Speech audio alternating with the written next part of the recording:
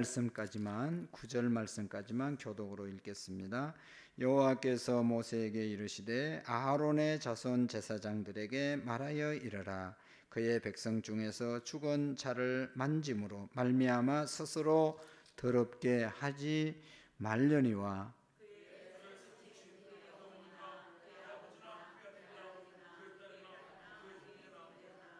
출가하지 아니한 처녀인 그의 자매로 말미암아서는 몸을 더럽힐 수 있느니라.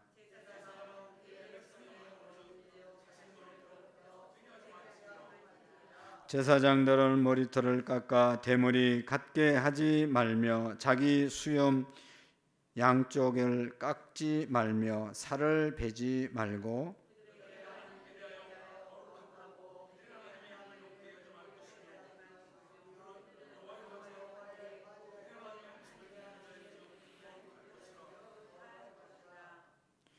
그들은 부정한 창녀나 이혼당한 여인을 취하지 말지니 이는 그가 여호와 하나님께 거룩함이니라.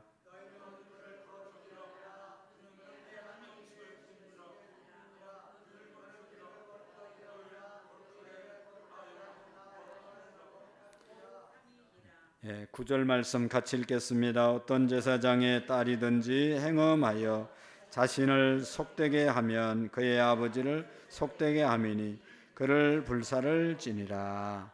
아멘. 요엘서 2장 32절의 말씀을 5번 읽도록 하겠습니다. 요엘서 2장 32절 말씀.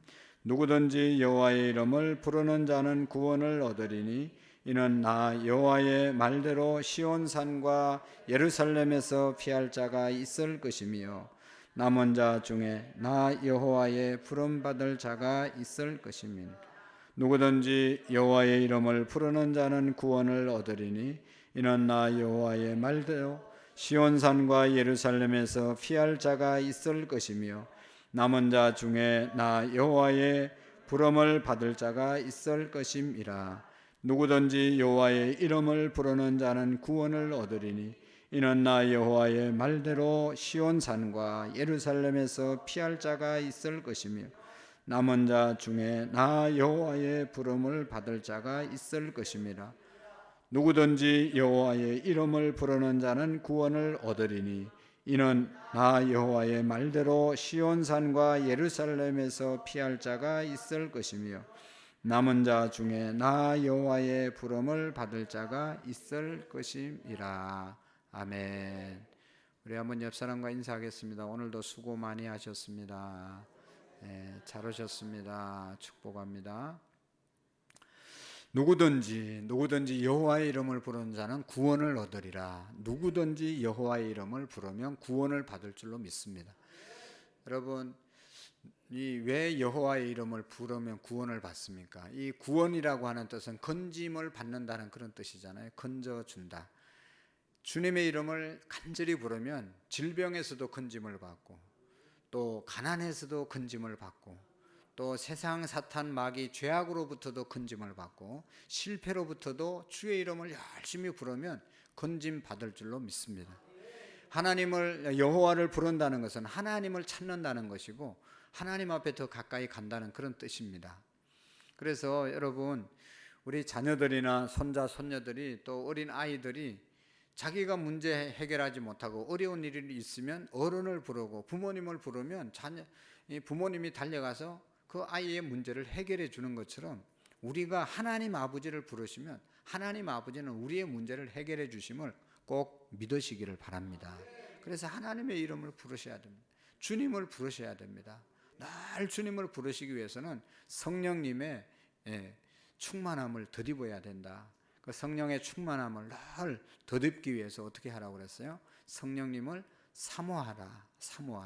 찬송할 때도 사모하는 마음으로 성령이여 우리에게 임하소서 하는 그런 마음으로 찬송을 할 때나 기도를 드릴 때나 말씀을 들을 때나 예배를 드릴 때나 모든 삶에 있어서 성령의 충만함을 사모할 때 성령이 우리와 충만하게 임하여 주실 줄로 믿습니다. 여러분 보세요. 우리의 심령 속에 우리의 가정 속에 성령이 충만하지 않으면 뭐가 충만하겠어요? 악령이 충만한 거죠. 성령이 없으면 악령이 있는 겁니다. 하나님의 말씀이 없으면 세상 가치관으로 살아가는 겁니다. 그러니까 우리가 성령 충만할 때 죄악이 떠나가고 사탄이 떠나가고 뭐 악한 영들이 다 떠나가는 것이죠. 그래서 우리의 가정에 성령이 충만해서 늘 은혜의 역사가 있기를 축복합니다. 교회도 마찬가지고 나라도 마찬가지고 성령 충만할 때 우리 교회가 성령의 능력으로 부흥하고 사탄이 떠나가고 은혜로운 교회가 될 줄로 믿습니다. 아무리 우리가 노력하고 애써도 하나님의 성령께서 역사하지 않으면 아무것도 되는 것이 없는 것을 우리가 너무나 잘 알잖아요. 그러니까 늘 성령의 충만함을 사모하는 그런 우리의 믿음이 되시기를 축복합니다.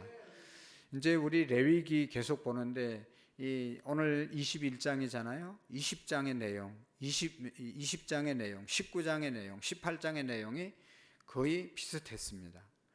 이제 18장, 19장 내용이 이렇게 나오다가 그 다음에 20장에서는 이제 또 추가된 게 뭔가 하면 반드시 죽일지니라. 반드시 죽일 죄에 대해서 말씀을 했어요. 그 내용은 앞에 19장이나 18장이나 거의 비슷한 내용들이었어요. 우리가 레위기는 하나님의 백성들이 거룩하게 살아가는 법을 알려주는 그런 책이라고 말씀을 드렸어요.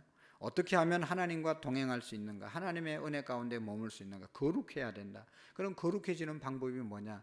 5대 제사를 통해서 하나님 앞에 제사를 온전히 드림으로 하나님 앞에 나갈 수 있는 길이 열려지고 우리의 죄가 용서함을 받고 하나님과 교제할 수 있는 그런 하나 되는 역사가 있게 된다고 그랬죠. 근데 이 5대 제사는요, 이제 예수님이 십자가에서 돌아가심으로 인해서 저 십자가로 인해서 5대 제사에 대한 제사법은 완전히 다 종결시켰어요. 우리가 예수님만 제대로 믿고 예수님의 이름으로 예배하면, 예수님의 이름으로 기도하면 다 응답받고 예수님 이름으로 구약의 모든 제도는 거의 다 끝났어요. 그런데 이제 윤리 도덕적인 부분들, 특별히 18장 19장의 성적인 부분에 있어서 하나님께서 지키라고 계속 강조하고 있다가 20장에 가서는 지키지 못하는 그런 사람은 반드시 죽일지니라. 그래서 20장에 보면 반드시 죽일 죄인들, 여기 반드시 죽어야 하는 죄라고 그렇게 이제 제목을 붙여놨는데, 몰렉에게 자기 아들을 제물로 드리는 사람은 반드시 죽이라. 몰렉, 화신, 불을 신이라고 섬겼어요. 그래서 불 속에 자기 자식을 던져 넣는 거예요. 그런 사람이 있으면 반드시 죽이라. 그렇게 하나님 외에 다른 신을 섬기는 사람은 죽이라는 것이죠. 그 다음에 부모님을 저주하는 자를 죽이라. 그리고 뭐 건친상간, 동성애, 짐승과 수간하는 자들 다 죽이라고 말씀을 했어요. 그러니까 왜 하나님께서 계속해서 반복적으로 이런 말씀을 하시는가? 이것은 여러분, 제사법은 예수님께서 십자가에서 다 이루셨지만 이 부분은, 성적인 부분은, 윤리적인 부분은 우리가 계속해서 이루어 가야 될 부분이기 때문에 그렇습니다. 죽을 때까지 우리가 이것을 이루어야 되고 인류가 끝나는 동안 계속 이런 죄는 일어나기 때문에 그런 거죠. 그래서 여러분, 하나님이 중요하기 때문에, 하나님이 우리를 사랑하기 때문에 반복해서 계속해서 말씀하신 것이죠. 가정을 지키기 위해서, 인류를 지키기 위해서, 또 우리의 자신을 지키기 위해서, 우리 사회 공동체를 지키기 위해서 이 법을 반드시 지켜야 된다. 그렇게 20장에서 말씀하신 것이죠. 그렇지 않습니까? 여러분, 동성애하면 이게 가정이 제대로 되겠습니까? 계속해서 인류가 보존될 수 있겠습니까? 짐승하고 교합하면 이게 제대로 되겠습니까? 이 사회가 엉망진창이 되는 거죠. 끝나는 거죠. 소돔과 고모라 땅에 왜 하나님께서 유황불을 내렸냐? 그렇게 동성애가 만연하고 그냥 음란이 만연했기 때문에 유황불로 멸했던 것이거든요. 그러니까 살 수가 하나님의 심판이 임할 수밖에 없는 그런 결과를 가져오게 되는 것입니다. 그래서 여러분, 중요한 사항들 계속해서 사랑하기 때문에 반복해서 말한다는 것을 우리가 기억하고, 왜 자꾸 말씀을 하시냐? 자꾸 말씀하시는 거 보니까 중요하나 보다. 이거를 깨달아야 되는 거죠. 그리고 나를 사랑하나 보다. 공원에 뭐 모르는 사람들이 무슨 짓을 해도 우리는 삥 돌아서 가지, 거기에 달려 들어가지고 그렇게 하면 안 된다고 그렇게 말할 사람이 몇 사람이 있겠어요. 그러나 자기 자식이 잘못하고 우리 성도들이 또 우리 중고등부 학생들이 뭘 못된 짓을 하고 있으면 선생님들은 가서 반드시 말하고 고치게 하는 거잖아요. 사랑하기 때문에. 그래서 여러분, 하나님께서 우리에게 계속해서 반복해서 말씀하시는 것이죠. 가족 구원 너무너무 중요하고, 교회에서 셀 모임 너무너무 중요하고, 셀이 살아야 교회가 살기 때문에, 교회가 살아야 나라와 민족이 살고 우리 모두가 사는 역사가 있기 때문에 끊임없이 얘기를 하는 것이거든요. 그것을 우리가 잘 지키셔야 됩니다. 그리고 오늘 이 21장의 내용은 제사장이 지켜야 할 규례, 제사장들이 지켜야 될 규례. 제사장이 누굽니까? 베드로전서에 보면 너희는 택하신 족속이요 왕 같은 제사장이다. 오늘 우리 모두를 향해서 예수 그리스도를 믿는 모든 사람들이 왕 같은 제사장들인 줄로 믿으시기를 바랍니다. 그러니까 이 제사장은 신약에 특별한 사람이 제사장이고, 구약에는 제사장 족속이 있었고 제사장 중에 대제사장이 있었지만 혈통으로 이렇게 계속해서 내려오지만, 신약에는 예수 그리스도를 믿는 사람들이 다 제사장들입니다. 그래서 마틴 루터는 종교개혁을 하면서 만민 제사장설, 다 예수님 안에서는 다 제사장이다. 예수님의 이름으로 직접 기도할 수 있고, 예수님께 기도하고 하나님의 말씀을 무엇보다도 우리가 다 받을 수 있잖아요. 개인적으로 이거 다 하나님의 말씀인데 읽을 수 있도록, 그래서 깨달을 수 있도록, 교훈받을 수 있도록 다 우리나라 말로 해서 이렇게 주셨잖아요. 그러니까 누구든지 하나님의 말씀을 받을 수가 있는 제사장들이다 하는 것을 우리가 기억하고, 이 제사장들이 지켜야 될 세 가지 규례를 오늘 말씀하고 있는데요. 제사장의 거룩함에 대해서 이야기하면서 거룩을 지켜가는 세 종류. 첫 번째로는 1절 말씀 한번 보실까요? 1절 뭐를 하지 말면서 거룩을 지키라고 했는가 하면 21장 1절 시작. 여호와께서 모세에게 이르시되 아론의 자손 제사장들에게 말하여 이르라. 그의 백성 중에서 죽은 자를 만짐으로 말미암아 스스로를 더럽히지 말려니와. 아멘. 죽은 자를 만짐으로 말미암아 스스로를 뭐예요? 더럽히지 말려니와. 죽은 시체를 만지지 말므로. 그러니까 죽은 시체를 만지는 것은 부정하게 되는 것이라고 말하고 있습니다. 여러분, 왜 시체를 접촉하면 부정한 사람이 되냐? 여러분, 두 가지 의미가 있습니다. 첫 번째로는 영적인 의미가 있는데 1절부터 3절까지 나오는 말씀이고 11절에도 동일한 말씀이 나오고 있어요. 시체에 접촉한 자는 부정한 자라고 합니다. 그래서 제사장은 이 어떤 경우를 막론하고도 시체를 가까이 하거나 만지면 안 되게 했습니다. 그 첫 번째 의미는 영적인 의미입니다. 시신, 시체, 그것은 죽은 것이잖아요. 죽음의 결과물이 시신입니다. 왜 죽음이 왔습니까? 죄로 인해서 죽게 된 것이죠. 그래서 여러분이 죄의 결과가 죽음이고, 죽고 나면 그게 시신으로 변하니까 결국은 이 시신을 가까이 한다는 것은 죄를 가까이 한다는 것입니다. 그러니까 죄를 멀리 하라는 그런 영적인 의미가 우리에게 있는 것입니다. 그러니까 제사장들은 다 죄지면 죽으니까 이 죽음을 가져올 죄를 멀리 하라는 그런 것입니다. 제사장은 어떤 사람들보다, 세상 사람들은 뭐 이런 죄 저런 죄 짓고 살아갈 수 있지만 하나님의 백성들은 죄를 멀리하고 살으라는 것이죠. 그래서 시신을 가까이 한다는 것은 죽음을 가까이 한다는 것이고, 죽음을 가까이 하고 죽음을 만지는 것은 죄를 짓는다는 그런 뜻이 되는 것입니다. 그래서 하나님께서 죄를 짓지 못하게 하기 위해서 시신을 가까이 하지 못하게 하는 그런 영적인 의미가 있습니다. 두 번째로는요, 현실적인 이유로는 제사장은 백성들을 대신해서 제사 업무를 봐야 되기 때문에 제사를 드리는 사람이, 곧 제사를 드릴 사람이 시신을 가까이 하면 부정한 사람이라고 그 당시에 여러분 그렇게 생각을 했던 것입니다. 그래서 제사장이 백성들이 언제든지 제사를 드리러 오면 대신 제사를 드려줘야 되는데, 이게 부정한 시체를 만진 그런 이제 손이 되면 그 일을 못하기 때문에 항상 누가 언제 제사를 드리러 오더라도 제사 드릴 수 있도록 깨끗하게 시신을 가까이 하지 말고 준비하고 있어라. 그런 의미가 있는 것입니다. 하나님과 이제 제사는 교제하는 것이잖아요. 하나님께 나가는 것인데 제사장이 그 역할을 제사를 안 해주면 나갈 수 없으니까 하나님 앞에 나가는 교제를 방해하는 그 일에 대해서 제사장이 항상 준비되어 있어야 된다. 자신만을 위해서 뿐만 아니라 다른 사람을 위해서도 항상 그렇게 준비하고 있어야 된다는 것입니다. 그리고 제사장이 시체를 만질 수 있는 경우와 대제사장이 시체를 만질 수 있는 경우는 다릅니다. 11절의 말씀에 보면 어떤 경우에도 시신을 가까이 할 수 없게 되어 있습니다. 왜냐하면 대제사장은 절대로 가까이 하거나 만지면 안 된다. 대제사장은 제사장 중에 그 이제 대표로 대제사장이 된 한 사람밖에 없거든요. 그러니까 밑에 제사장은 여럿이 있어요.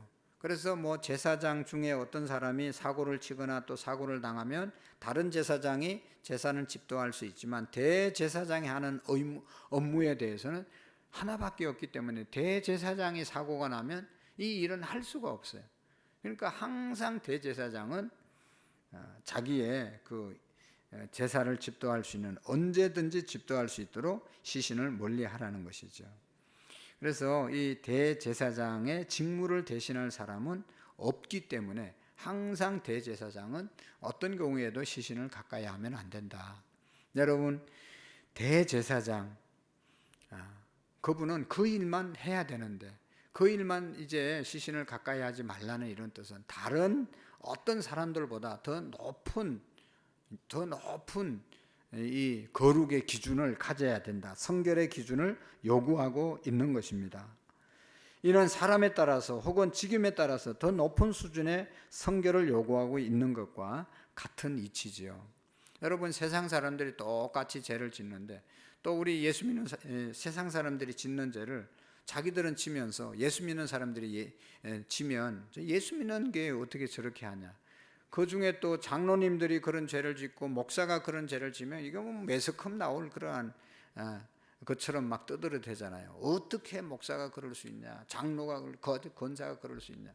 자기들은 하면서 목사 장로는 하면 안 되는 것처럼 그렇게 하잖아요. 그것은 그런 겁니다. 우리는 더 높은 윤리 도덕적인 거룩성을 우리가 유지해야 될 그런 구별된 사람들이라는 것을 우리가 기억해야 되는 것이죠. 여러분, 집사님들이 아이고 권사님들이 새벽기도도 안 나오고 자기도 안 나오면서 집사 자기도 나와야 되는데 왜 권사님 안 나오는 거 가지고 얘기하냐 말이지. 집사님은 못 나와도 권사님은 나와야 된다고 자기는 생각하고 있어서 그렇게 얘기하는 거 아니겠어요? 그러니까 이 직분이라고 하는 것은 그 직분에 맞는 우리가 역할을 할 뿐만 아니라 또 이 신앙적인 부분에서도 감당해야 될 부분이 있다는 것이죠. 그 다음에 여기 보면 7절 이하에 보면 이제는 두 번째 제사장이 지켜야 될 규례에 대해서 7절 말씀 한번 읽어보실까요? 7절 뭐를 또 우리가 조심하라고 말씀했는가 하면 제사장들은 시작 그들은 부정한 장녀나 이혼당한 여인을 취하지 말지니 이는 그가 여호와께 거룩함이니라. 아멘. 그 뒤에 이제 쭉 내려가서 얘기하는 게 뭔가 하면 제사장은 결혼할 때 그냥 처녀와 결혼하라고 말씀하고 아무나 하고 결혼하면 안 된다. 뭐 여기 뭐 막 나오잖아요. 이렇게 정결하지 못한 여인의 모습을 쭉 얘기하는데 그런 사람들과 결혼해서는 안 된다. 이방인과 결혼해서는 안 된다. 오직 하나님을 잘 섬기는 그런 구별된 사람과 결혼해야 된다. 여러분, 모세가 태어날 때 그의 아버지 어머니가 레위 족속의 남자가 레위 족속의 여자에게 장가가서 결혼을 해서 아이를 낳았다고 그랬어요. 그러니까 제사장 족속의 집안끼리 결혼을 한 거예요. 그러니까 그냥 막 엉망진창으로 사는 사람들이 어떻게 해서 만나서 결혼해서 애 놓은 게 아니고 그래서 모세가 난 게 아니고 모세의 부모님들은 레위 족속들이었어요. 거룩하게 사는 사람들이었어요. 그 거룩하게 사는 남자가 여자에게 가서 결혼해서 모세를 낳았단 말이죠. 그러니까 모세가 훌륭한 일을 하게 된 것이죠. 여러분, 부모님이 얼마나 중요합니까? 결혼이 얼마나 중요합니까? 아무리 강조해도 여러분 부족한 것이 결혼이잖아요. 우리 자녀들의 결혼, 또 우리 손자 손녀들의 결혼을 위해서 우리가 꼭 기도해야 됩니다. 제사장들은 이런 사람들과 결혼하면 안 된다는 것이죠. 부정한 장녀나 이혼당한 여인을 취하지 말지니 라고 말씀하고 있고, 그 뒤에도 계속해서 그런 사람들과 하지 말라고 말씀하고 있습니다. 이방 여인과 이방 문화를 쫓아서 결혼하지 말라 말씀하고 있는 것이죠. 여러분, 하나님의 백성들이 이방 문화와 철학을 여과없이 받아들이면 이것이 패망의 지름길이 된다는 것을 우리가 기억해야 합니다. 결혼 잘못해서, 여러분 우리 자녀들을 그렇게 잘 키워놨는데 결혼 잘못해서 불행하게 사는 그런 경우가 얼마나 많습니까? 우리 주변에. 그러니까 하나님을 믿는 사람들은 특별히 기도 많이 하고, 정말로 결혼할 때는 3번 기도하고 결혼하라고 그러잖아요. 배 타러 나갈 때는 한 번 하더라도 결혼 상대자 만나러 갈 때는 3번 기도하고 나가야 된다. 전쟁터에 나갈 때는 또 뭐 기도하고. 제일 많이 기도해야 될 때가 바로 결혼을 위해서 기도해야 되는 것입니다.